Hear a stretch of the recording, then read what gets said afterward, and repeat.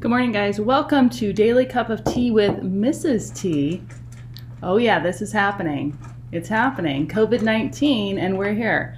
So I thought that it might be nice to be able to check in once in a while with you guys, just let you know what I'm doing, give you a little bit of a distraction. Plus, I get to hear myself talk a little bit, which I'm already missing. Not really.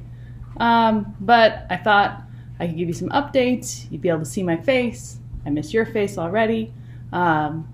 So here we go. Today, the tea of the day, being St. Patrick's Day, I didn't have an Irish tea, but that's okay. So first of all, happy St. Patrick's Day to you. Cheers. Today's tea of the day, Sweet Chai of Mine. If you understand the reference, good. Excellent. So first thing, optional work that you guys have to do. It's completely supplemental.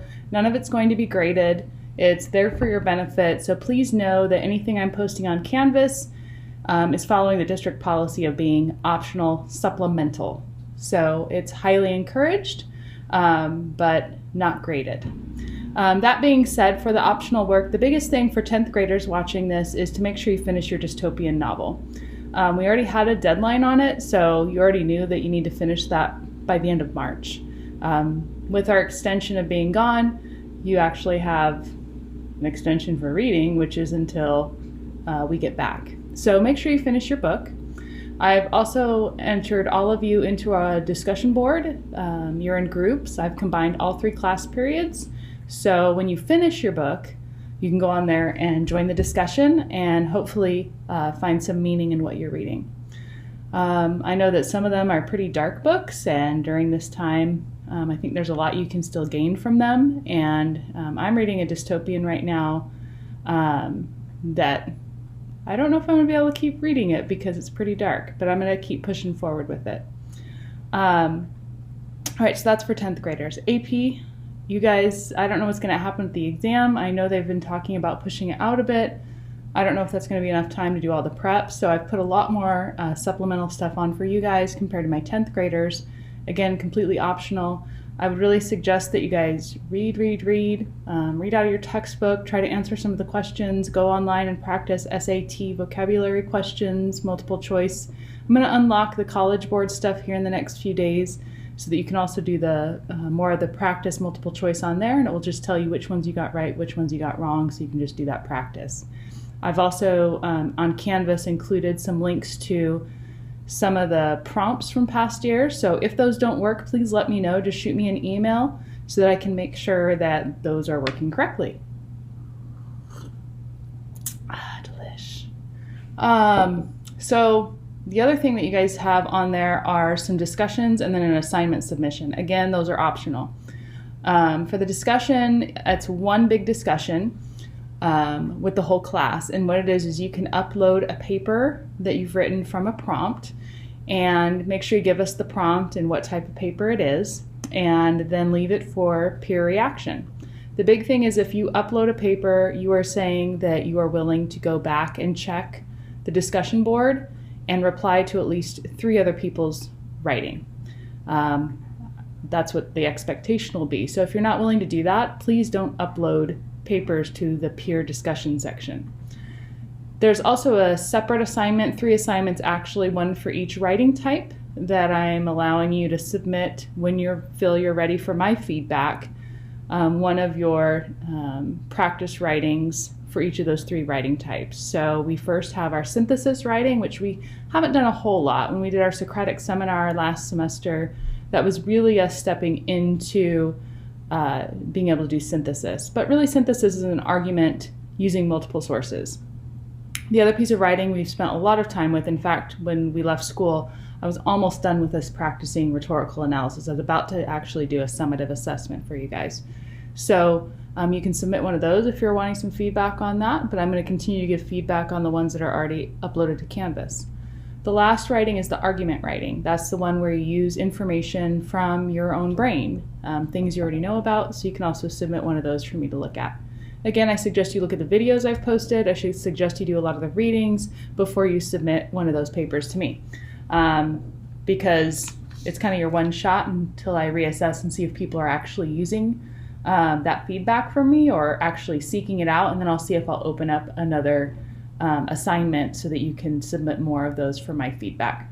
You're also welcome to email me with specific questions. I'll be checking my email at least once a day, usually early in the morning and then in the afternoon or evening.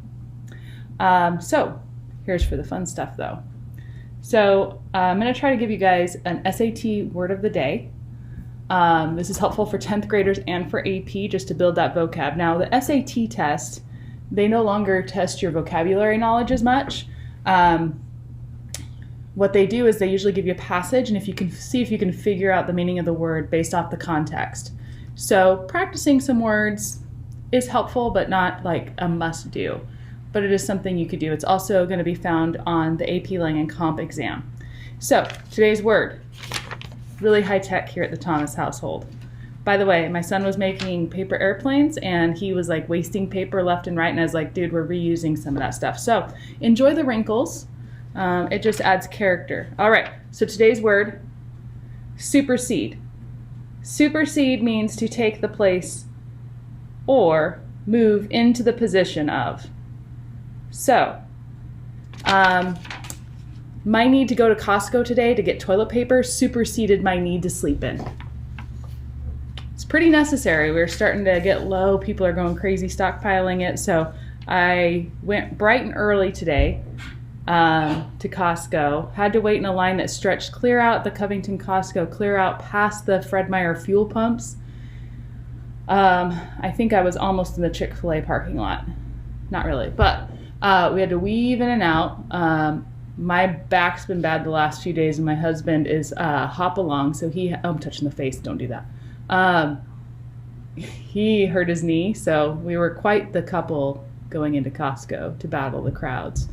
But we were able to get in there early, we were able to get some toilet paper, we were able to get other necessities, so we're set, we're good, and I hope your family is also doing well and you're able to get what you need. Please email me if you have any issues with that. The other thing you might notice behind me, up here, extra stockpile of Gatorade. Let's see if I know how to use the camera. Gatorades. You'll notice the Kleenex. Okay. You'll also notice I am at least 3 feet away from the camera. So as long as you're 3 feet away from your device, I think we're good with the social distancing. So lastly for today, oh, I got to show you my mug. This is a mug my friend gave me. It comes from Calamity Ware, and it looks like a regular porcelain mug with the blue and white pattern, porcelain pattern, but mine has a bunch of monsters and creatures on it. See that giant toad? There's like a pterodactyl flying in the sky. There's Bigfoot running through there. So it's one of my favorite mugs to drink from at home. It's not too big. It's one of my newer ones. So cheerio. All right. So the last thing I have for you guys that I was going to share is, and let's see, oh, my computer decided to shut down on me. That's cool. Oh, in case you're wondering why I'm loading this up, put my kids on a schedule. Yes, I'm that mom. Already on day 1 yesterday, they were driving me bananas with it. So we'll see how it goes the next few days, because if it continues that way, I don't know how I'm going to last all these weeks. I'll do it somehow. So today is St. Patrick's Day, so of course my inner Irish girl has to come out. You'll notice I'm wearing my green Stranger Things shirt. See if you can see it. Camp Nowhere. Okay, so those for my Stranger Things fans. I'm actually going to see if I can have a different t-shirt to wear every single day during this whole thing. I think I have enough to do a different design each day, so be on the lookout for that. I won't always talk about it, so something to look forward to. All right, so I have a poem to share with you guys today. It's by the famous Irish poet, fitting for St. Patrick's Day. No, it's not a limerick, but it's by William Butler Yeats, and it's called The Lake Isle of Innisfree. I will arise and go now, and go to Innisfree, and a small cabin build there of clay and wattles made. 9 bean rows will I have there, a hive for a honey bee, and live alone in the bee loud glade. And I shall have some peace there, for peace comes dropping slow, dropping from the vales of the morning to where the cricket sings. There midnight's all a glimmer, and noon a purple glow, and evening full of the linnet's wings. I will arise and go now, for always night and day I hear lake water lapping with low sounds by the shore, while I stand on the roadway or on the pavements gray. I hear it in the deep heart's core. All right, that's all for today. Stay safe, help your family, help your neighbors. Look for ways that you can help out anywhere you see fit. Keep your distance.